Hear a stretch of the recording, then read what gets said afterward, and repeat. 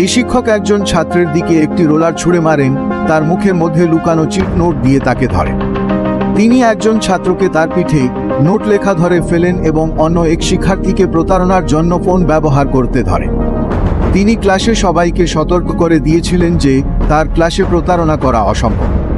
এই ছেলেটি পরীক্ষার পেপার দেখে অত্যন্ত কঠিন প্রশ্নগুলি দেখে আতঙ্কিত হতে শুরু করে।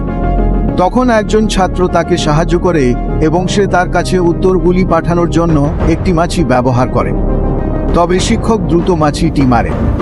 ভাগ্যক্রমে ছেলেটিকে সে সময়ে একটি মেয়ে সাহায্য করে এবং সে তার একটি জাদুকরী কলম ব্যবহার করতে দেয়, যা নিজে নিজে পরীক্ষার উত্তর লিখতে পারে।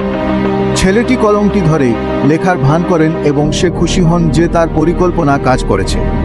কিন্তু হঠাৎই কলমের কালি ফুরিয়ে যায়, এমনকি তার কাগজে একটি ছিদ্রও হয়ে যায়, যা তাকে হতাশ করে তোলে।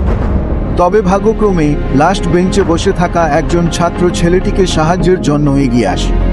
সে অবিশ্বাস্যভাবে দ্রুত গতিতে চলেন, সবকিছু ধীর গতির মতো মনে হয়। সে দ্রুত ছেলেটির কাগজের সাথে স্মার্ট ছাত্রের উত্তরপত্রটি অদলবদল করে এবং সবার অগোচরে নিজের আসনে ফিরে আসে। ছেলেটি তার উত্তরপত্র পূরণ দেখে উচ্ছ্বাসিত।